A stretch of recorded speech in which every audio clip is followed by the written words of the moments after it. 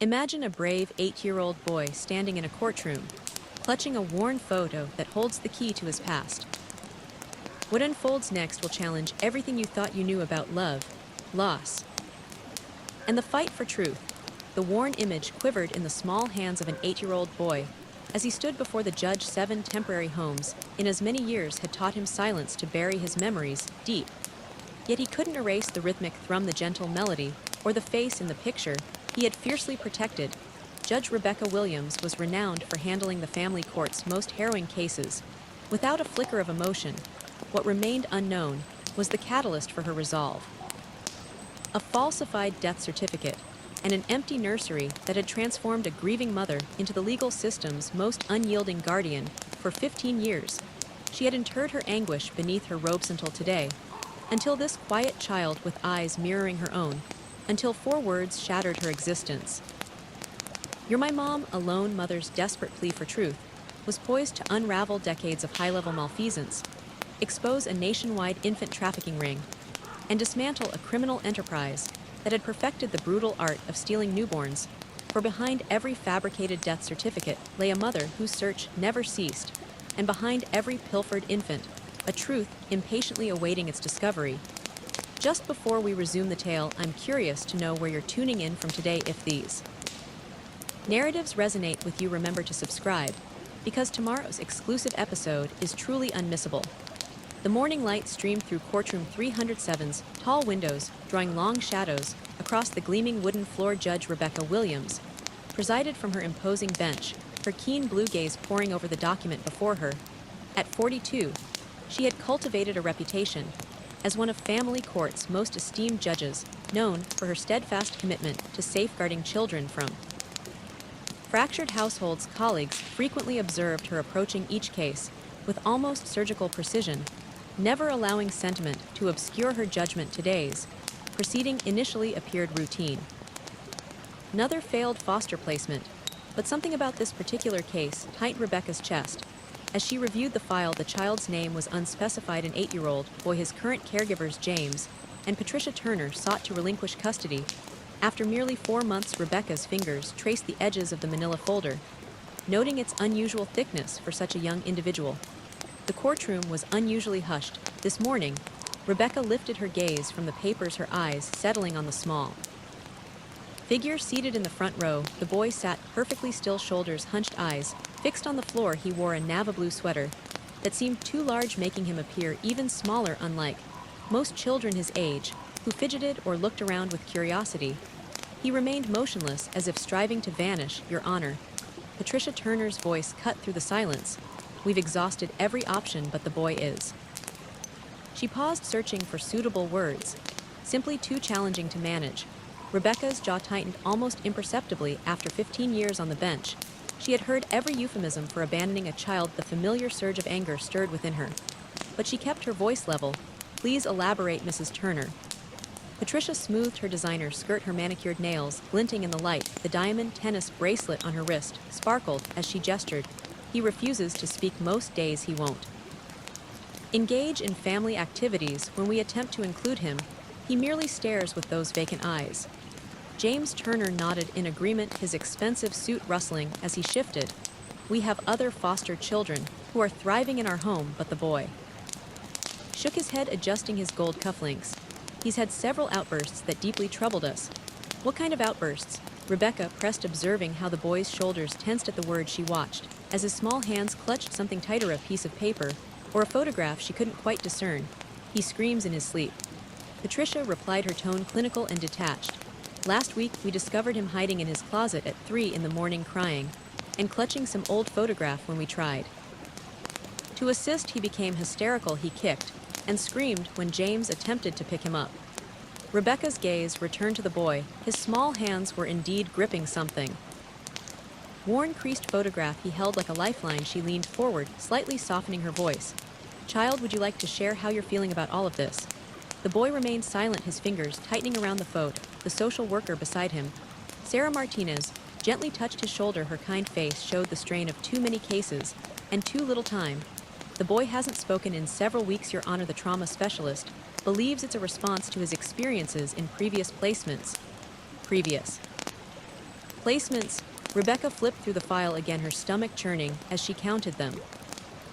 7 homes in 8 years, each transfer noted behavioral issues or failure to attach as the reason for placement termination, no mention of his biological parents beyond a brief note. Circumstances of entry into foster care unclear, records incomplete. The morning light shifted, casting the boy's face in shadow. Rebecca found herself studying his features more intently than she normally would, something about this case needled at her carefully maintained professional distance. Perhaps it was the hollow look in his eyes, or the way the Turners discussed him, as if he were a defective appliance they wished to return. She had presided over hundreds of similar cases, yet this one felt different. Personal somehow. Mrs. Turner, Rebecca addressed the foster mother, unable to entirely conceal a slight edge in her voice. In your petition, you mentioned the boy's refusal to bond with your family. Have you considered that his withdrawal might be a cry for help rather than defiance? Patricia's perfectly painted lips tightened. A flash of annoyance crossed her face before she composed her features into a practiced expression of concern.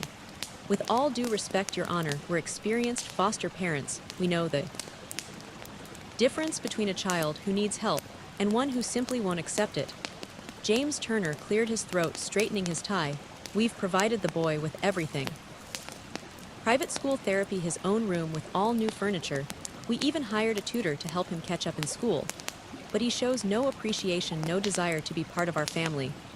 Rebecca suppressed a surge of anger at their materialistic approach to parenting. She was about to respond when something made her pause. The boy had lifted his head, his dark eyes meeting hers. For the first time, the intensity of his gaze struck her like a physical force.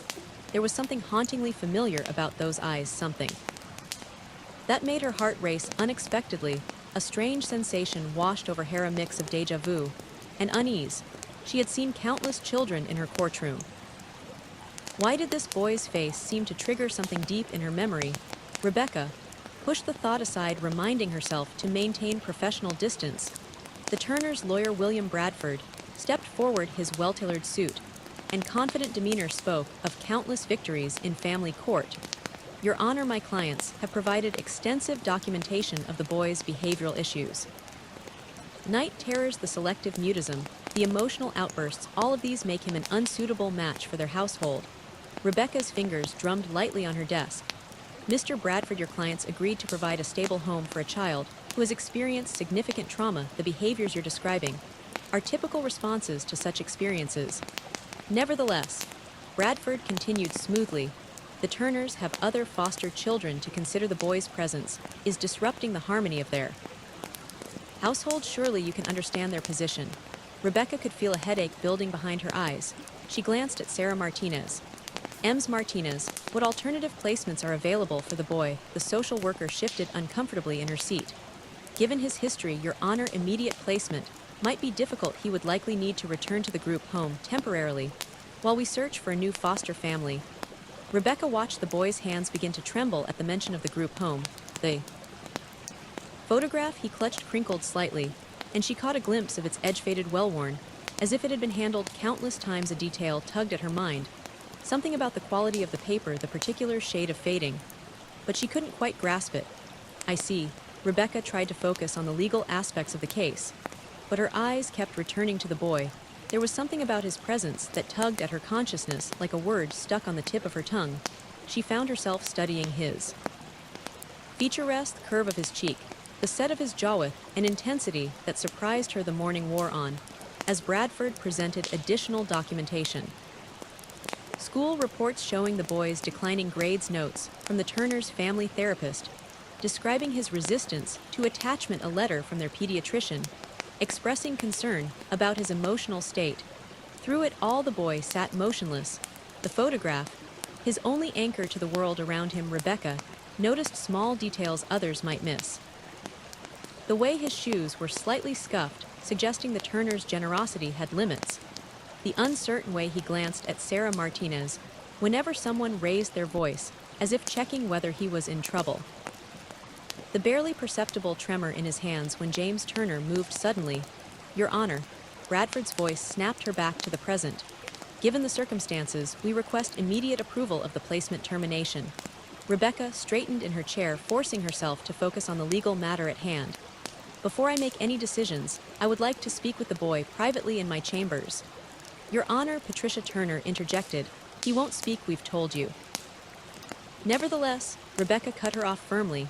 I would like to try. She began gathering her papers, preparing to call a recess. That's when it happened. The boy stood up suddenly, his movements so unexpected that Sarah Martinez grabbed his arm reflexively. The photograph fluttered to the floor. But he didn't seem to notice. He was staring directly at Rebecca, his eyes wide. And filled with an emotion she couldn't quite read. When he spoke, his voice was small but clear, carrying easily in the hushed courtroom. You're my Mom. The words hung in the air like suspended crystal, shocking in their clarity and conviction. Rebecca felt the blood drain from her face. As the courtroom erupted in murmurs, the Turners exchanged alarmed looks, while Sarah Martinez tried to guide the boy back to his seat. But he stood firm, his eyes never leaving Rebecca's face. You're my mom. He repeated, stronger this time. I knew it when I saw you. Rebecca gripped the edge of her bench, her knuckles turning white. The room seemed to spin slightly as long-buried memories threatened to surface, memories of a hospital room, of devastating news of a loss that had shaped the last 8 years of her life. The photograph lay face down on the courtroom floor, its secret still hidden. Patricia Turner's voice cut through the chaos. Your Honor, clearly this demonstrates his instability. He's delusional. It is in recess. Rebecca managed to say, her voice barely steady. She rose quickly, gathering her robes around her like armor. We'll reconvene in 1 hour.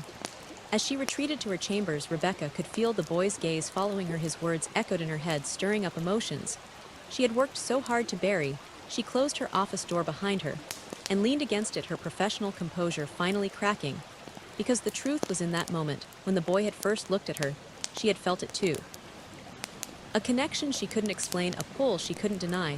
And now, alone in her chamber, Judge Rebecca Williams faced the most challenging case of her career, that threatened to unravel everything she thought she knew about her past, her present, and her future. Through the door, she could hear the commotion in the courtroom slowly settling. Sarah Martinez's gentle voice, trying to calm the boy, the Turners' sharp whispers to their lawyer, the shuffle of feet as the bailiff cleared the room. But all Rebecca could focus on was the pounding of her heart, and the image of the boy's eyes that seemed to hold both accusation and hope, fear and recognition. She walked to her desk on unsteady legs, sinking into her chair. Her hand automatically reached for the bottom drawer, where she kept a small box of personal items. Inside was a hospital bracelet, a tiny knit cap, and a death certificate that remained of the son she had lost 8 years ago. The son she had never even held. The coincidence was impossible, the timing matched. But there had been a death certificate. She had grieved, had rebuilt her life around that loss. Yet the boy's words had struck something deep within her, awakening doubt. She didn't know she had. Rebecca closed her eyes, trying to steady her breathing in her mind. She saw again the way the boy had looked at her, not with the desperate pleading of a child seeking any port in a storm, but with the fierce certainty of recognition. She thought of the photograph he had dropped, still lying on her courtroom floor. What secrets did it hold? What truth was hiding in the incomplete records of his early life? The clock on her wall ticked steadily, counting down the minutes until she would have to return to the courtroom, until she would have to face the boy again, and the possibility that her carefully ordered world was about to shatter. Outside her window, the morning sun continued its journey across the sky, indifferent to the drama unfolding below. But in courtroom 307, a small boy's words had just set in motion a chain of events that would uncover long-buried secrets, expose corruption, and potentially reunite a mother with the child she thought she had lost forever. The photograph still lay where it had fallen, waiting to tell its story. Rebecca's hands trembled as she lifted the fallen photograph from the courtroom floor. The bailiff had cleared the room, leaving her alone with the physical evidence of the boy's claim. She turned the photo over slowly, her breath catching in her throat. The image showed a younger version of herself, seated in a hospital garden, her hand resting protectively over her pregnant belly, her face glowing with anticipation. She remembered that day with painful clarity. It was the last photo taken before everything went wrong. Your Honor, Sarah Martinez's voice came from the doorway. Are you all right? Rebecca quickly composed herself, though her fingers still gripped the photograph. Come in, Miss Martinez. Where is the boy? In the children's waiting room with a court assistant. Sarah closed the door behind her. Judge Williams, I've never seen him speak like that before. In all his placements, he's never claimed to recognize anyone's family. Rebecca sank into her chair, placing the photograph on her desk. Tell me everything you know about his background. Sarah opened her thick case file. The boy entered the system. As an infant, the records from that time are incomplete. There's no birth certificate on file, just documentation from the foster agency that first placed him. Which agency? Rebecca's voice was sharp. New Beginnings Family Services. Sarah flipped through more papers. They closed down 5 years ago after some financial irregularities. Rebecca's mind flashed back 8 years. To the prestigious private hospital, where she had given birth, the same hospital that had told her their son was stillborn, that had rushed her into signing papers, while she was still groggy from medication. Miss Martinez, I need to tell you something. Rebecca's professional facade cracked slightly. 8 years ago, I was pregnant. It was a difficult pregnancy. And near the end, there were complications. They performed an emergency C-section, and afterward. She paused, the memory still rough. They told me my son hadn't survived. I never even got to see him. Sarah's eyes widened as she made the connection. The timing matches. She said softly, yes. Rebecca stood pacing behind her desk. But there was a death certificate. I saw it, signed it. How could? She stopped, remembering something. Nurse, there was a nurse who kept insisting I shouldn't see the body, that it would be too traumatic. The clock on the wall ticked loudly in the silence that followed. Rebecca's mind ran through possibilities she had never allowed herself to consider. I need you to do something for me. She said, finally, find out everything you can about New Beginnings Family Services. And I mean everything, their leadership, their connections, their funding sources. Of course. Sarah hesitated. What about the boy? The Turners won't take him back. And the group home? No, Rebecca's voice was firm. He's not going back to the group home. Find him an emergency placement for tonight, tomorrow morning. I'm hiring a private investigator. After Sarah left, Rebecca sank back into her chair, memories flooding back. Unbidden, she saw herself 8 years younger, walking into Riverside Memorial Hospital with her husband James.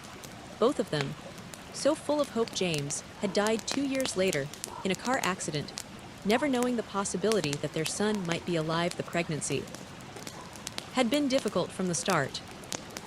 Severe morning sickness had left her hospitalized twice, but she had persevered, decorating the nursery, choosing the name Benjamin after her grandfather. Then, at 36 weeks, the complications began. Rebecca closed her eyes, remembering the rush of medical staff, the urgent voices, the sharp fear.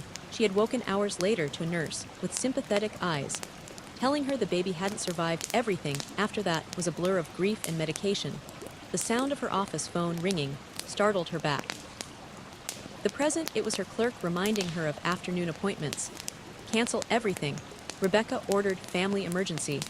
She spent the next hour making calls, starting with Marcus Chen, the best private investigator she knew. I need hospital records from Riverside Memorial 8 years ago. Focus on the maternity ward, especially cases labeled as stillbirths. And I need everything you can find on New Beginnings Family Services. Next, she called her old friend Laura Thompson, now chief of pediatrics at City General. Laura, I need a favor, a DNA test, rush basis, completely confidential. Becca, what's going on? Laura's voice was concerned. I can't explain yet, but I think. Rebecca's voice caught. I think my son might be alive. The afternoon passed in a blur of activity. Rebecca arranged for Sarah Martinez to bring the boy to a private meeting room away from the formal atmosphere of the courtroom. When he entered, his eyes found her immediately, that same look of recognition making her heart race. Hello, child. She kept her voice gentle. Would you like to sit down? He moved carefully to a chair, still clutching what she now realized was another photograph. May I see what you're holding? Slow. The boy extended his hand. This photo was older, more worn. It showed Rebecca leaving the hospital. Her face, drawn with grief on the back, was written. Real mom, don't forget. Where did you get this? Rebecca asked softly. Miss Jenny gave it to me. His voice was barely a whisper. At my third foster home. She said she used to work at the hospital where I was born. She said they lied to you. Rebecca's hand shook as she placed both photographs side by side. Child, I need to ask you something very important. Do you remember Miss Jenny's last name? He shook his head. She left after giving me the picture. The other foster parents said she got fired. Knock at the door interrupted them. Sarah Martinez entered with a court-appointed child psychologist, Dr. Michael Watson. Judge Williams, we need to discuss the boy's temporary place. Rebecca looked at the boy, seeing the fear creep back into his eyes at the word placement. Making a decision that would probably raise eyebrows, she said, He'll stay with me tonight. Your Honor, Dr. Watson began, given the circumstances. I'm not speaking as a judge right now. Rebecca's voice held no room for argument. I'm speaking as someone who needs answers. Ms. Martinez, can stay with us to maintain proper protocol. As the afternoon turned to evening, Rebecca's home saw more activity than it had in years. Sarah helped the boy settle into the guest room, while Rebecca spoke with Marcus Chen in her study. The hospital's records from that period are surprisingly disorganized. Marcus reported, several files appear to have been altered or go missing, but I did find something interesting. New Beginnings Family Services made regular payments to a nurse named Jennifer Kirkland. Rebecca's breath caught. Can you find her? Already working on it. She left the state 5 years ago around the same time. New Beginnings shut down, but people leave trails. After Marcus left, Rebecca found herself standing in the doorway of the guest room, watching the boy sleep. His face was peaceful, for the first time since she'd seen him, one hand still clutching the photograph under his pillow. Sarah spoke softly behind her. I've never seen him relax like this. Usually his first night in a new place is difficult. Rebecca turned to the social worker. I need you to be honest with me. Am I crazy for thinking this is possible? Sarah considered her words carefully. In my 15 years of social work, I've seen a lot of corruption in the system, private adoption agencies, working with hospitals, falsified documents, desperate prospective parents, willing to pay anything. It's not as rare as people think. Later that night, after Sarah had settled into the other guest room, Rebecca sat alone in her study. She opened the bottom drawer of her desk, pulling out the small box of baby mementos she had never been able to throw away. The tiny hat never worn, the hospital bracelet that had briefly circled her wrist, and the death certificate that now felt like a lie. Her phone buzzed with a text from Marcus. Found something. Hospital security footage from that night was supposedly erased, but I have a contact who might be able to recover it. Call you tomorrow. Rebecca leaned back in her chair, emotions warring inside her. Hope battled with fear, possibility with practicality. If the boy really was her son, what then? How had this happened? Who was responsible? A small sound made her look up. The boy stood in the doorway in borrowed pajamas, tears on his face. I had a bad dream, he whispered without hesitation. Rebecca opened her arms. He came to her slowly at first, then all at once, burying his face in her shoulder. As she held him, something deep inside her clicked into place, a recognition that went beyond logic or evidence. It's okay, she murmured, stroking his hair. You're safe now. They stayed like that for a long time, neither speaking. Rebecca found herself humming an old lullaby one her mother had sung to her. To her surprise, the boy hummed along. How do you know this song? She asked softly. I remember it, he said, his voice muffled against her shoulder. From before, when you used to sing to me. Before, when I was in your tummy, the nice nurse, Miss Jenny, she told me you used to sing it all the time. He pulled back slightly, looking at her with those familiar eyes. She said they took me away from you, but that someday I'd find you again. Tears slid down Rebecca's cheeks as she held him closer. Outside, the city had grown quiet, but inside her mind, pieces were falling into place. Tomorrow would bring investigations, DNA tests, difficult questions. But tonight, in this moment, Rebecca knew with a certainty that defied explanation that she was holding her son. Tell me about Miss Jenny, she said gently. Tell me everything you remember. As the boy began to speak, his voice growing stronger with each word, Rebecca reached for a notepad. Every detail could be important in unraveling what had happened 8 years ago. But more than that, she wanted to know everything about the years she had lost with her son. The night deepened around them as mother and son began the long process of finding their way back to each other. In her study, surrounded by law books and family photos, Rebecca Williams felt the walls she had built around her heart begin to crumble. Tomorrow would bring its own challenges. The Turners would fight to save their reputation. The hospital would deny everything. Old records would need to be unsealed. Witnesses found truth extracted from years of lies. But for now, Rebecca held her son, listening to his breathing, even out as he fell asleep in her arms, and knew that everything in her life had led to this moment. The two photographs lay side by side on her desk, one showing what was lost, the other hinting at what might be found. Between them lay the truth of a story that was only beginning to unfold, a story of loss, corruption, and the unbreakable bond between mother and child. As the first light of dawn began to creep through her study windows, Rebecca made a silent vow. She would uncover the truth no matter the cost. She would hold accountable everyone who had played a part in stealing her son. And most importantly, she would make sure the boy never felt unloved or unwanted ever again. The journey ahead would be difficult, but as she looked down at the sleeping child in her arms, Rebecca knew it would be worth every step, because sometimes in the midst of life's greatest injustices, miracles could still happen.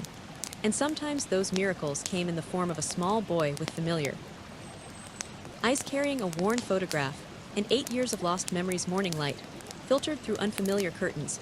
As the boy awoke in Rebecca's guest room, for a moment panic gripped him and Arthur, new place, another strange bed. Then he heard humming from somewhere in the house, that familiar lullaby, and his racing heart steadied. He wasn't alone anymore. Rebecca stood in her kitchen preparing breakfast, with hands that wouldn't quite stop shaking. The DNA test results wouldn't come back for days, but in her heart, she already knew the truth. The way the boy hummed that lullaby, the precise way he scrunched his nose when concentrating, just like her father used to do. She had missed 8 years of these small discoveries. Sarah Martinez arrived early carrying a thick file. I spent all night going through the boy's records, she said, accepting a cup of coffee. There's something you need to see. They spread the documents across Rebecca's dining room table. While the boy ate breakfast in the kitchen, the earliest records were sparse, just a form stating he had been surrendered to New Beginnings Family Services by an unnamed mother. No birth certificate, no medical history. His first placement was with the Hendersons, Sarah explained, pulling out a weathered report. They kept him for 14 months before returning him to the agency. Said he cried too much, wouldn't sleep through the night. Rebecca's jaw tightened. He was an infant, that's normal behavior. The Hendersons were what we call serial fosters. Sarah's voice held barely contained anger. They took in babies, collected the support payments, then returned them when it got difficult. The boy was 13 months old when they gave him back. The next placement was with a couple named Michael and Karen Davis. They kept him for 8 months before a neighbor reported suspicious bruises. The investigation was inconclusive, but the boy was removed for his safety. Rebecca read through the police report, her hands clenching into fists. They claimed he fell down the stairs. He was barely walking. The system failed him, Sarah said softly, over and over again. A small sound made them both turn. The boy stood in the doorway, his empty breakfast plate clutched in his hands. His eyes were fixed on the scattered papers, recognition and fear warring on his face. Those are my bad family papers, he whispered. Rebecca quickly gathered the documents, but the boy shook his head.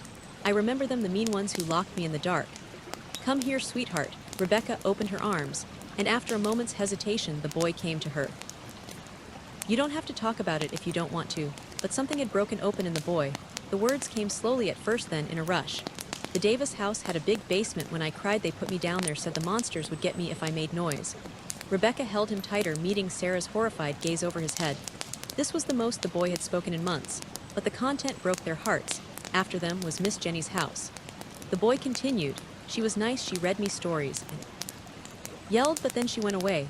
Sarah consulted her files. Jennifer Kirkland was his foster parent for just under 6 months. She was terminated from the program abruptly, no reason given. Because she told me about you, the boy said to Rebecca. She showed me your picture and said they took me away from you. The next day different people came and took me to a new house. Rebecca stroked his hair, fighting back tears. Can you tell us about the other houses? The boy's body tensed, but he kept talking. The Wilsons had lots of kids. They made us fight for food. If you didn't eat fast enough, you didn't eat. The Wilsons' file showed they had fostered 17 children over 3 years before losing their license due to unsafe living conditions. But by then the damage was done. Then came the Roberts. The boy's voice got very small. Mr. Roberts liked to play games. Rebecca felt sick as she read between the lines of the Roberts file. Thomas Roberts was currently serving time for crimes against minors, but not before traumatizing countless foster children. The nice lady at the office said I had to be brave and tell the truth. The boy whispered. So I did, but then everyone was mad at me. You did exactly the right thing, Rebecca assured him, her voice fierce with protection. You were very brave. Sarah pulled out more recent files. After the Roberts incident, the boy spent 6 months in a group home before being placed with the Martins. They had a dog, the boy offered, but they said I scared it by screaming in my sleep, so they sent me away too. The Turners were his 7th placement in 8 years. Each move, each rejection had left its mark on his young soul. Rebecca thought about Patricia Turner's complaints. His silence, his withdrawal, his failure to bond. How dare they blame him for protecting himself the only way he knew how. A knock at the door made the boy jump. Sarah went to answer it while Rebecca continued holding him. She returned with Marcus Chen, who carried a laptop and several folders. I found Jennifer Kirkland, Marcus announced without preamble. She's living under a different name in Oregon, and she's willing to talk. Rebecca's heart leaped, but she kept her voice calm for the boy's sake. What did she She wants to meet in person, says she has documentation, papers, photographs, even some recordings she made while working at the hospital. Marcus glanced at the boy. She says she's been waiting for this day for 8 years. Sarah spoke up. I can take the boy to his therapy appointment while you... No, the boy's grip on Rebecca tightened. Don't leave me. I won't, Rebecca promised. Never again. She looked at Marcus. Can she come here? She's already on her way, should be here tomorrow morning, the rest of the day. Past in a blur of activity, Dr. Watson, the court-appointed psychologist, came to evaluate the boy in Rebecca's home environment. To everyone's surprise, the boy spoke more than he had in months, though he refused to let Rebecca out of his sight. He's displaying clear attachment behaviors. Dr. Watson noted, the kind we rarely see in children with his history of trauma. There's something remarkable about his connection to you, Judge Williams. Late that afternoon, the preliminary DNA test results arrived. Rebecca's hands trembled as she opened the envelope, but before she could read it, the boy spoke. I already know you're my mom. He said simply, I remember your heart. Rebecca looked at him questioningly. My heart. Its sound when you used to sing to me before I was born. I always remembered it, even when I didn't know what I was remembering. The test results confirmed what their hearts already knew. The boy was her son. Rebecca sat down hard, the paper fluttering from her fingers. Sarah caught it, reading quickly. It's a match. She confirmed, tears in her eyes. 999% probability of maternity. That evening, after Sarah had gone home, and the boy was asleep upstairs, Rebecca sat in her study with Marcus, planning their next moves. Jennifer Kirkland's testimony will be crucial, Marcus said, but we need more. The hospital will fight this. They can't afford this kind of scandal. What about new beginnings? Rebecca asked. How deep does this go? Deep. Marcus opened his laptop. I found financial records showing payments from the agency to hospital administrators, nurses, even a few doctors. This wasn't just about the boy. They were running a systematic operation. Rebecca thought of all the other mothers who might have been told their babies died, all the other children fed into a corrupt system. Her judicial mind began cataloging charges. Fraud, kidnapping, conspiracy. We'll need protection, she said finally. Once this breaks, a lot of powerful people will try to bury it. Already arranged. I have friends in the FBI who are very interested in this case. A small sound from the doorway made them both turn. The boy stood there in his pajamas, tears on his face. I had another bad dream. Rebecca opened her arms, and he ran to her over his head. She mouthed, later, to Marcus, who nodded and quietly packed up his files after Marcus left. Rebecca sat with the boy in the big armchair in her study. Want to tell me about your dream? They were trying to take me away again. His voice was muffled against her shoulder. The mean people. That's never going to happen, Rebecca promised. I'm your mom and I'm also a judge. That means I have special powers to keep you safe. The boy lifted his head, considering this, like a superhero. Rebecca smiled, her heart warming at this glimpse of the child beneath the trauma. Something like that, and you know what else you have powers too? I do. Yes, you were brave enough to keep looking for me even when everyone told you to forget. You kept that picture safe all these years. You never gave up hope. She hugged him closer. Those are very special powers. They sat together in the quiet study, the moon casting shadows through the windows. Rebecca hummed their lullaby softly, feeling the boy relax against her. Tomorrow, she said gently, someone is coming to visit us, someone who knew you when you were very little. Miss Jenny. The boy's eyes widened. Really? Really? She's going to help us make sure no one can ever take you away again, but for now you need to sleep. Will you stay with me? The fear crept back into his voice. Just until I fall asleep. Rebecca carried him back to his room, tucking him into bed. She sat beside him, stroking his hair and humming their lullaby until his breathing evened out in sleep. Looking down at her son's peaceful face, Rebecca felt a fierce determination take root in her heart. Tomorrow would bring Jennifer Kirkland and her evidence. Soon they would begin the fight to expose the truth and bring justice to those responsible. But tonight, in this quiet moment, Rebecca simply watched her son sleep and gave thanks for the miracle that had brought him back to her. The years of pain had left their marks on both of them, but together they could begin to heal. Outside, the city slept, unaware that within its bounds, a story of corruption and stolen children was about to break open. But in Rebecca's home, mother and son had found their way back to each other, guided by love, memory, and a lullaby that had never been forgotten. Jennifer Kirkland arrived at Rebecca's house early the next morning, her silver hair neat, but her hands shaking as she clutched a worn leather briefcase. She stopped short when she saw the boy peek around Rebecca's legs. Oh my God, she whispered. You found each other. The boy's eyes widened with recognition. Miss Jenny. His voice was small but clear. Jenny knelt down, tears spilling onto her cheeks. "Look how big you've gotten, sweet boy. I knew you'd find your mama someday." Rebecca ushered them into the living room, where Marcus Chen and Sarah Martinez were waiting. Jenny sat on the couch, the boy choosing to stay close to Rebecca, but watching his former foster mother intently. "I've been waiting for this day for 8 years. Jenny began opening her briefcase, gathering evidence, making copies, keeping everything safe. "I knew eventually someone would start asking questions." She pulled out a thick folder. It started small. "I was a labor and delivery nurse at Riverside Memorial. We'd occasionally get requests to tell mothers their babies hadn't survived, even though they had. The parents were usually young, poor, or in difficult situations," the hospital said. "We were helping place unwanted babies with loving families." Rebecca's hand found the boy's shoulder, steadying them both. "But I wanted my baby. I had a nursery ready." Jenny nodded sadly. "That's when I realized something darker was happening. They weren't just handling unwanted babies. They were stealing wanted ones, the right kind of babies, ones they could place with wealthy families willing to pay anything for a private adoption." Marcus leaned forward. "How many cases are we talking about?" "At least 30 that I documented between 2015 and 2018. Jenny pulled out a USB drive. "I kept records of everything. Dates, names, payments. I even managed to secretly record some conversations with the administrators involved." Sarah took rapid notes, while Marcus connected the drive to his laptop. Rebecca listened with growing horror as Jenny detailed the operation. "Dr. Thomas Wells was the mastermind," Jenny explained. "He worked with New Beginnings to identify potential clients, wealthy couples willing to pay 6 figures for a baby. Then they'd watch for matching opportunities. Mothers with the right racial background, health history, and social situation." "How did they choose?" Rebecca's voice was tight. "They looked for mothers who were professional, educated, healthy, but also vulnerable in some way. Single women whose partners had died or left, women without strong family support systems, women they could isolate and manipulate.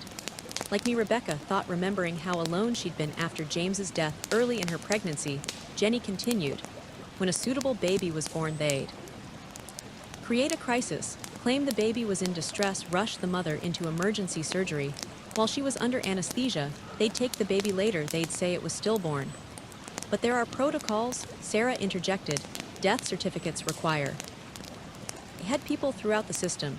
Jenny cut in medical examiners who would sign off without seeing bodies, administrators who would backdate paperwork. New Beginnings handled the other end, creating new birth certificates, placing the babies with paying clients, making sure all the documentation looked legitimate. Marcus whistled softly, reviewing files on his laptop. "The money trail is incredible, payments ranging from $200,000 to $500,000 per baby." The boy, who had been listening quietly, suddenly spoke. "Is that why they took me? Because someone paid money?" Rebecca pulled him into her lap, her heart breaking at the confusion in his voice. Jenny leaned forward, addressing him directly. "No, sweet boy, they took you because bad people wanted to make money, but you were always loved. Your mama wanted you so much. Then why did I keep getting sent away?" His question hit them all like a physical blow. Jenny's face darkened. "Because the people who bought babies weren't always good. Parents, when things got difficult, they'd give up. New Beginnings would place the children with foster families, collecting monthly payments for each placement. A secondary revenue stream," Marcus noted grimly. "They profited twice from each child." Rebecca thought of the Turners with their designer clothes and diamond bracelets. "Were my son's first parents part of this scheme?" Jenny nodded. "The Richardsons, they paid $350,000 for him. But when he developed colic, they decided they'd made mistake, returned him like defective merchandise." Rebecca's arms tightened around the boy. "That's when he entered the foster system." "Yes, I was working part-time as a foster parent, trying to protect as many children as I could when the boy came into my care." Jenny's voice broke. "I recognized him immediately. I'd been there the day he was born, seen them take him away. I knew I had to tell him the truth, give him that photograph of you." "And they found out," Rebecca guessed. "Someone must have overheard me telling him about his real mother. The next day, they terminated my foster care license and blacklisted me from working in any hospital in the state." Marcus looked up from his laptop. "They tried to discredit you. I'm finding complaints filed against you. Allegations of mental instability." Jenny smiled grimly. "They couldn't risk me talking, but they didn't know I'd been gathering evidence for years. Every baby they stole, every false death certificate, every illegal payment. I documented all of it." Sarah, who had been reviewing the files, gasped softly. There are other judges on this list, people who helped push through adoptions without proper scrutiny. The corruption goes deep, Jenny confirmed. That's why I had to wait for the right moment, the right person to bring. This too, Rebecca stood moving to her desk, where she kept her legal pad. Years of judicial experience kicked in as she began cataloging charges. Kidnapping, fraud, conspiracy, human trafficking, falsifying medical records, perjury. Don't forget RICO, Marcus added. This was an organized criminal enterprise operating across state lines. The boy watched them all with wide eyes. Are the bad people going to jail? Yes, sweetheart, Rebecca assured him. They're going to jail for a very long time. Jenny reached into her briefcase one last time. There's something else you should see. She pulled out an old envelope yellowed with age. I took these the day the boy was born, before they could take him away. Rebecca opened the envelope. With trembling hands, inside were photographs. A tiny red-faced, squalling infant moments after birth. You took these. I knew someday his real mother would want to see them. Jenny wiped away tears. He was perfect, Rebecca. 8 pounds 3 ounces, strong lungs, healthy appetite. Everything they told you about complications was a lie. Rebecca stared at the photos, tracing her finger over her son's newborn face. The boy pressed close, looking at himself as a baby. Was I crying? He asked. You were letting the whole world know you had arrived. Jenny smiled. Just like your mama, strong and determined. Marcus cleared his throat. We need to move carefully from here. Once we start filing charges, they'll try to destroy evidence, silence witnesses. I have copies of everything in 3 separate secure locations, Jenny assured him. And I'm not the only one who kept records. There are other nurses, other workers who knew what was happening, but were afraid to speak up. Once this breaks, they'll come forward. Sarah stood gathering her files. I'll start reviewing all of New Beginnings. Past adoptions and foster placements. There could be dozens more stolen children out there. I'll contact my FBI connections, Marcus added. We'll need federal involvement to track down all the players and freeze their assets. Rebecca nodded, her judicial mind already planning strategy even as she held her son close. We'll need to coordinate with other jurisdictions, set up a task force. These cases will be complex. Multiple charges, multiple defendants, years of evidence to process. What about me? The boy's small voice brought them all back to the immediate present. Do I have to go back to the Turners? Never, Rebecca said firmly. You're staying right here with me where you belong. Jenny reached out, squeezing the boy's hand. You did it, sweet boy, you found your way home. The rest of the day passed in a whirlwind of activity. Marcus left to meet with his FBI contacts, while Sarah began the process of formally transferring the boy's custody to Rebecca. Jenny stayed, sharing more stories of the boy's time with her, and helping fill in the gaps in his history. That evening, after Jenny had gone to her hotel, and Sarah had headed back to her office, Rebecca sat with the boy, looking through the baby photos. I wish I could have been there, she said softly. I wish I could have held you, sung to you, watched you grow. You can now, the boy replied with simple wisdom. Miss Jenny says that's what matters. Rebecca kissed the top of his head, breathing in the scent of her son. She's right, and we have so much time to make up for. Later, after the boy was asleep, Rebecca sat in her study reviewing Jenny's files. The scope of the corruption was staggering. Doctors, nurses, administrators, social workers, judges, all conspiring to steal babies from their mothers and sell them to the highest bids. Her phone buzzed with a text from Marcus. FBI task force approved, arrests to begin tomorrow morning. Keep the boy close, media will be all over this. Rebecca looked at the latest photo of the boy on her desk, taken just that afternoon. He was smiling, a real smile that reached his eyes as Jenny told him stories about his first steps. Next to it sat the photo of him as a newborn, proof of all that had been stolen from them. But they had found each other against impossible odds. Now it was time to make sure justice was served, not just for them, but for every family torn apart by greed and corruption. A soft knock at her study door made her look up. The boy stood there in his pajamas, his ever-present photograph clutched in his hand. Another bad dream? Rebecca asked gently. He shook his head. No, I just wanted to make sure you were still here. Come here, sweetheart. She opened her arms and he climbed into her lap. I'm not going anywhere, ever, promise. I promise. She held him close, humming their lullaby. Tomorrow might be a busy day there. Will be lots of people asking questions, taking pictures, wanting to talk to us, but we'll face it together. The boy nodded against her shoulder, like superheroes. Exactly like superheroes, Rebecca smiled. And you know what? You're the bravest superhero I know. You never stopped believing, never stopped looking for me. Miss Jenny helped, he said sleepily. She said to keep your picture safe and never forget. We'll never forget her either, Rebecca promised. She helped bring us back together as the boy Drifted off to sleep in her arms, Rebecca thought about the days ahead. There would be arrests, investigations, trials. The wealthy and powerful would fight back trying to protect their secrets and their stolen children.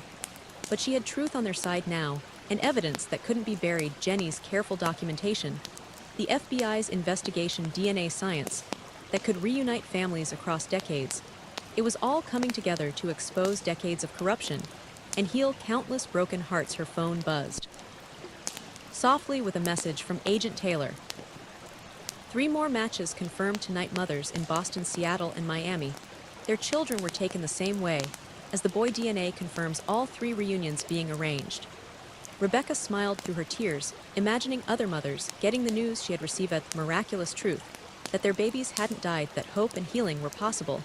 She thought of all the children like the boy carrying memories they'd been told to forget finally being validated, and believed the night deepened around them as she held her sleeping son. Their matching heartbeats, a reminder of all they had lost and found again. Tomorrow would bring more revelations, more families discovered, more truth unveiled. But tonight they were together, safe in the knowledge that her long separation was finally over. And somewhere in the growing darkness, other mothers lay awake, wondering about babies they'd been told were dead, children they'd never held. Soon they would know the truth, soon they would hold their children again, thanks to a brave little boy who refused to forget, and a mother who never stopped loving him. The stars emerged one by one, witnesses to a story of loss and redemption that was bigger than any one family. In safe houses across the country, other children slept safely tonight, protected, while justice slowly turned its wheels. Other mothers kept vigil, holding on to hope that had seemed impossible just days ago. Rebecca looked down at the boy's peaceful face, seeing in it all the possibility of healing and redemption. They had found each other against impossible odds, exposed a criminal enterprise that had seemed untouchable, and given hope to countless other families torn apart by greed and corruption. The truth couldn't be hidden anymore. Justice was coming, slow but certain as the dawn, and in its wake would come healing, reunion, and the rebuilding of families shattered by decades of lies. The lake waters lapped softly at the shore, a gentle lullaby for mother and child. Finally reunited, their story had opened the door for others, shining light into dark places where truth had been buried. Now, like the stars emerging in the night sky, other families would find their way back to each other, guided by love that never died and hope that never faded. 2 months had passed since the first arrest. Rebecca stood in her newly renovated home office, watching the boy in the backyard. Through the window, he was playing with another child, a girl named Sophie, who had also been trafficked. Through new beginnings, the two had formed an instant bond during family support group meetings. "They're good for each other," Sophie's mother, Catherine, said softly from the doorway. "They understand things other children don't." Rebecca nodded, noting how freely the boy laughed now, how his movements had lost their cautious hesitation. "He's teaching me too," she admitted, about healing, about starting over. The past months had been intense. After 6 weeks in the safe house, they had returned home to find their lives transformed. Rebecca had taken a leave of absence from the bench to focus on the boy and assist with the expanding investigation. Their house had been completely redesigned with the boy's input. Warm colors, soft lighting, spaces that felt safe and welcoming. Dr. Matthews says their play therapy sessions are making remarkable progress. Catherine commented, watching their children chase each other around the yard. "Sophie's nightmares are less frequent now." "The boys too," Rebecca said, "though he still likes to check that I'm real, sometimes, especially at night." The doorbell rang, announcing the arrival of Sarah Martinez. The social worker had become a close friend through their shared mission of helping trafficking victims. She carried her ever-present files, but her face was bright with good news. 3 more matches confirmed through the DNA database. She announced all children taken from mothers at Riverside Memorial 2 were in foster care, 1 with an adoptive family who claims they didn't know. Rebecca led them to the kitchen, where Jenny Kirkland was already waiting. The former nurse had moved nearby to continue working with the investigation, becoming an honorary grandmother to many of the recovered children. "How are the prosecutions going?" Catherine asked, accepting a cup of coffee. "Dr. Wells took a plea deal," Sarah reported. 25 federal prison in exchange for testimony against the hospital board and adoption agency directors. Judge Harris gets sentenced next week, looking at 15 to 20 years. Jenny pulled out her latest notes. The FBI has traced over $3 billion through the trafficking network, properties being seized, accounts frozen there, using the money to set up a victim compensation fund. Rebecca thought of the Richardsons sitting in jail awaiting trial. They had offered to testify against others in the scheme, but prosecutors weren't interested in deals. The evidence against them was too strong, including the boys' testimony about their abuse. How many children have been identified so far? Catherine asked. 212 confirmed cases, Sarah said. But that's just from 3 hospitals. The FBI thinks there could be thousands nationwide. Through the window, they could see the boy showing Sophie his new treehousia gift from Rebecca that he insisted on sharing with other recovering children. His therapist said creating safe spaces and learning to share them was an important part of his healing. The support groups are helping, Jenny observed. Both the children's groups and the mothers' meetings, there's something powerful about being with others who understand. Rebecca agreed the weekly gatherings had become a crucial part of their healing journey. Mothers shared their stories of loss and reunion, while children found friends who understood their unique experiences. They celebrated small victories together. First words spoken, first nights without nightmares, first genuine smiles. The boys doing better in school. Rebecca shared his new private school specializes in trauma-informed education. His teachers say he's starting to participate in class discussions, make friends. Sophie too. Catherine smiled. Yesterday, she raised her hand to answer a question, first time since we found each other. The sound of children's laughter floated through the window.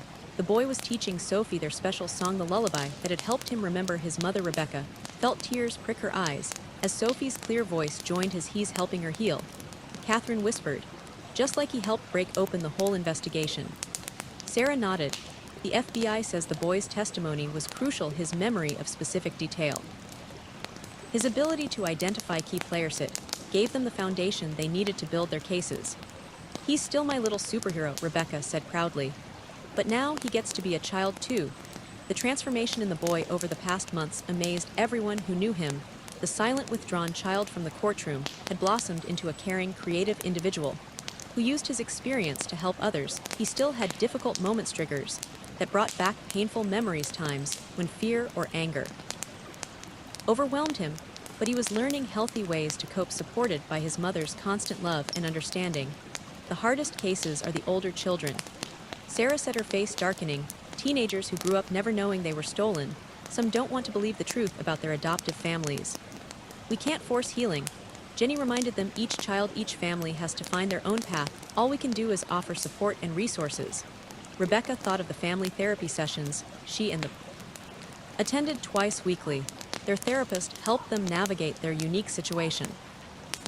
A mother and child reunited after 8 years, both carrying different kinds of trauma.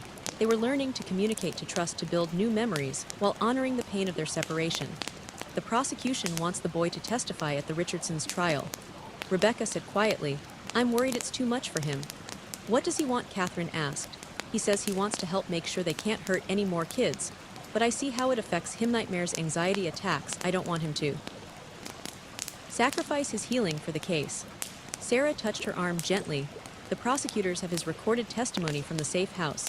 They can use that instead of putting him through a trial. The back door opened, and the boy bounded in. Sophie close behind. Both children were flushed with exercise and happiness. Mom, can we have cookies? I promised to show Sophie how to dunk them just right. Rebecca smiled at this normal childish request.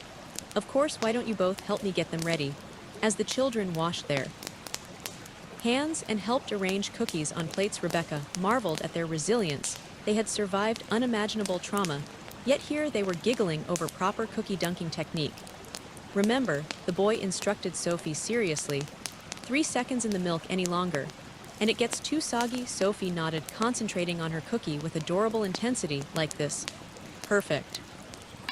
Boy beamed at her success. Mom, Sophie's a natural cookie dunker. The adults exchanged emotional glances, recognizing the significance of this simple moment.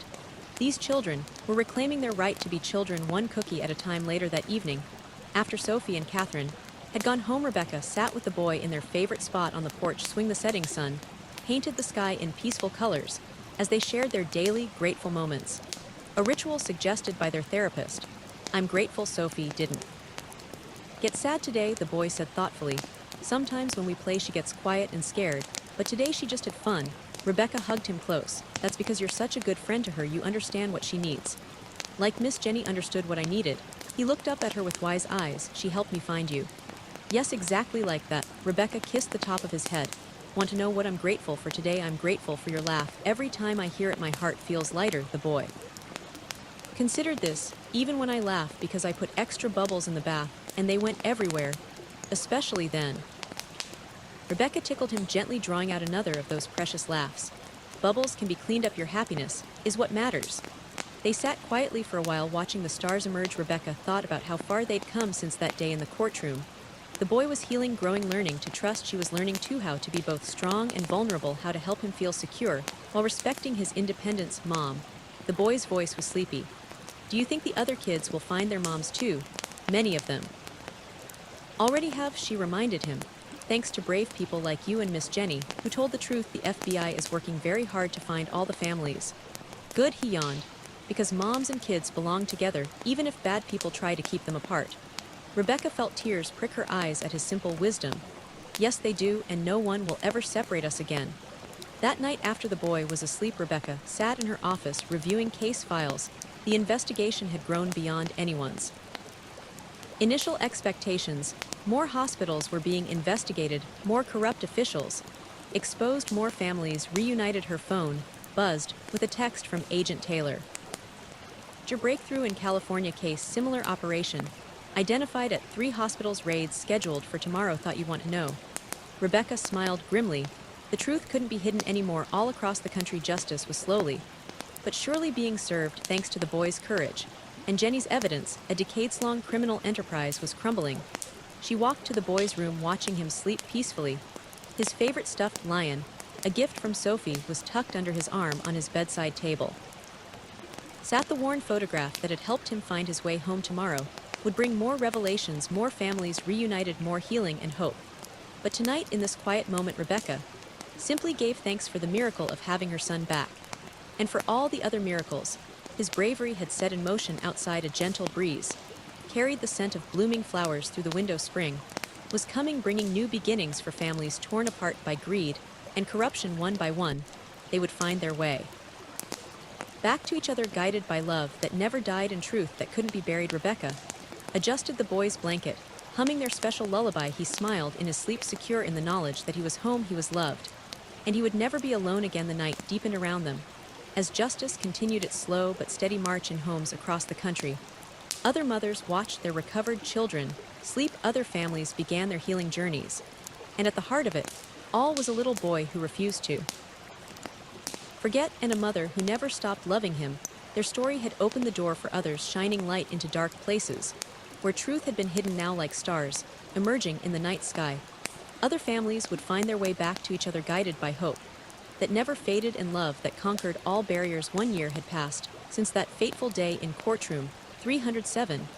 Rebecca stood at the podium in a packed conference hall, addressing the first National Convention of Families Reunited, the organization she had helped establish to support victims of child trafficking and advocate for systemic change.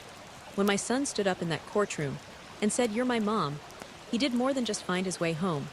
She began, her voice steady and strong. He started a movement that has exposed decades of corruption and reunited hundreds of families. The boy sat in the front row between Jenny Kirkland and Sophie, now his closest friend. At 9 years old, he carried himself with quiet confidence. His earlier trauma transformed into a determination to help others heal. Today we celebrate not just reunions, but justice. Rebecca continued. Over 300 perpetrators have been convicted, 42 corrupt officials are serving prison terms, 8 hospitals have been held accountable, but most importantly, 573 children have found their way back to their real families. The audience, filled with reunited families, advocates, and law enforcement officials, burst into applause. Rebecca saw tears on many faces, knowing each person there carried their own story of loss and redemption. The FBI's Operation Lost Children has become a permanent task force. She announced, their DNA database continues to make matches every week. The Victim Compensation Fund has distributed over $500 million to help families rebuild their lives. But our work isn't done. In the year since the investigation began, the true scope of the trafficking operation had become clear. Multiple networks across the country had stolen thousands of babies over 3 decades, selling them to wealthy families. and hiding the evidence through corrupt officials and falsified documents. Dr. Wells will spend the next 25 years in federal prison, Rebecca noted. Judge Harris received 20 years. The Richardsons and 19 other couples who knowingly purchased stolen children are serving sentences ranging from 10 to 15 years. But prison terms alone cannot heal the trauma these criminals caused. She gestured to the conference hall screens, where photos showed support group meetings, therapy sessions, and family reunions. Real healing happens in moments like these.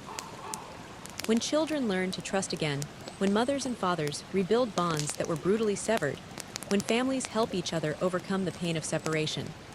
The convention featured workshops on trauma, recovery, legal advocacy, and family reunification. Mental health professionals shared strategies for helping children process their experiences. Law enforcement officials discussed preventing future trafficking operations. But the most powerful sessions were the simple sharing circles where families told their stories. My son taught me that love leaves traces even trauma cannot erase. Rebecca continued. He remembered my heartbeat, my lullaby, the sound of my voice. Other children have reported similar memories, connections that survived years of separation and lies. She looked at the boy, who smiled encouragingly. He had become an inspiration to other recovered children, showing them it was possible to heal and thrive. His friendship with Sophie had evolved into a kind of informal peer support network, with both children helping newcomers adjust to reunification. The truth about what happened to our families was buried under decades of corruption, Rebecca said. But truth has a way of rising to the surface. One child's courage, one nurse's dedication to justice, one mother's refusal to stop hoping. These small acts of bravery combined to expose crimes that seemed untouchable. Jenny wiped away tears as Rebecca acknowledged her role in breaking the case. The former nurse had become the heart of their support community, offering wisdom and comfort to traumatized families. Her meticulous evidence had helped convict dozens of perpetrators. Today I'm announcing the launch of our new advocacy initiative. Rebecca revealed the Never Again Project will work to strengthen oversight of adoption agencies, increase criminal penalties for child trafficking, and establish nationwide protocols to prevent baby theft in hospitals. The project, funded by seized assets from the trafficking networks, would also provide scholarships for recovered children and support services for reunited families. Rebecca had resigned from the bench to lead these advocacy efforts full-time, knowing her judicial experience would lend weight to their calls for reform. But the most important announcement today is about hope. She continued, hope that sustained us through years of separation, hope that led children to keep searching for their real families, hope that gave mothers the strength to keep believing. The side screen showed more photos. Boy and Rebecca on their first real vacation together. Sophie's family celebrating her recovery milestones. Support group gatherings where healing happened through shared understanding. Each image represented a small victory over trauma. 1 year ago, my son and I found each other against impossible odds, Rebecca said. Today we stand here surrounded by hundreds of other families who have experienced similar miracles. Each reunion represents a triumph of love over greed, truth over corruption, justice over crime. She invited the boy to join her at the podium. He walked up confidently, taking her hand. My son was called difficult and troubled by people who wanted to hide the truth about his past. Today he's a straight-A student who helps other kids heal from trauma. He shows us that with proper support and understanding, recovery is possible. The boy spoke into the microphone, his voice clear and strong. When I found my mom, I thought it was just our miracle, but then we learned about other kids like me, other moms who lost their babies. Now we help them find each other too. The audience rose in a standing ovation. Rebecca saw Catherine and Sophie crying happy tears, Jenny beaming with grandmother-like pride, Sarah Martinez nodding in professional satisfaction. Each had played a crucial role in the past year's transformations. After the speech, families gathered for a celebration dinner. Children who had once been withdrawn and fearful now played together, sharing stories and strength. Mothers who had believed their babies were dead now held them close, making up for lost years with love. You've created something amazing, Jenny told Rebecca as they watched the boy organize a game with other kids. This community, this movement, it's changing lives. We all created it together, Rebecca corrected. Your evidence, Sarah's dedication, Catherine's support groups, Agent Taylor's investigation. Even the children help each other heal.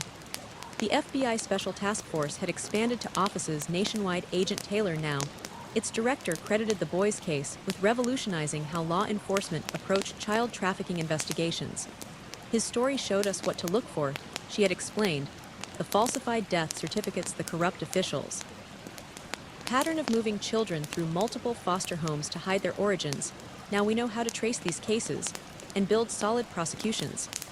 The evening ended with a candlelight ceremony honoring families still searching for each other. Rebecca held the boy close as they lit their candle, remembering their own journey from loss to reunion. "Do you think we'll find all the stolen kids?" he asked softly. "We'll never stop trying," she promised. "Every family deserves the miracle we found." Later that night in their hotel room, Rebecca watched the boy sleep peacefully. The haunted look that had once dominated his face was gone, replaced by the natural calm of a secure, loved child. His recovery wasn't perfect. He still had occasional nightmares and anxiety triggers, but he had learned healthy ways to cope, supported by his mother's constant love and understanding. Her phone buzzed with a text from Sarah. "2 more matches confirmed today. DNA results just came in. Another miracle in the making." Rebecca smiled, remembering how each reunion felt like watching their own story unfold again. The disbelief, the joy, the overwhelming emotion of finding someone you thought was lost forever. The convention would continue for 3 more days, offering workshops, counseling sessions, and networking opportunities. But its real value lay in the connections formed between families who understood each other's experiences. She thought about how far they'd come in 1 year. The boy had gone from a silent, traumatized child to a confident individual who helped others heal. She had transformed from a grieving mother to an advocate leading a national movement for change. The criminal enterprise that had stolen so many babies was being dismantled piece by piece. Dr. Wells's testimony had led to investigations of similar operations in other states. Judge Harris's conviction had prompted reviews of thousands of suspicious adoptions, but the most important changes were the personal ones. Children learning to trust and love again, mothers healing from years of false grief, families rebuilding bonds that had been brutally severed. The boy stirred in his sleep, mumbling their special lullaby. Rebecca hummed along softly, marveling at how this simple song had helped him remember her. Through years of separation, love had left traces that even trauma couldn't erase. The next morning, they would return to the convention to continue their work. More families would share their stories, more children would find hope.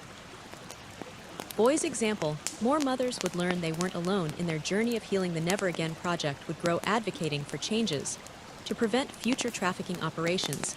The FBI's task force would make more matches through their DNA database. Support groups would welcome new families beginning their reunion journeys.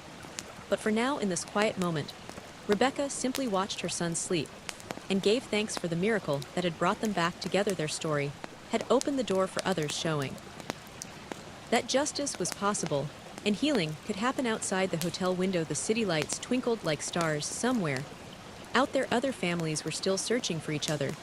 But thanks to one boy's courage and one mother's love, they now had hope of finding their way home. The future stretched ahead, full of possibility. Rebecca thought of all they had accomplished in 1 year. Hundreds of families reunited, criminals brought to justice, laws changed to protect children. But she knew their work wasn't finished. As long as there were stolen children to find, traumatized families to support, and systemic changes to advocate for, they would continue their mission. The movement that began in courtroom 307 had grown into a powerful force for healing and justice. The boy had shown them all that miracles were possible. His simple words, "You're my mom," had started a revolution of truth and reunion.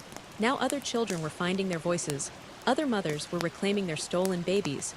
Other families were healing together. The night deepened as Rebecca finally settled into bed, grateful for every moment with her son. Tomorrow would bring new challenges and opportunities. But tonight she celebrated how far they'd come and held on to hope for all the families still searching for their miracles.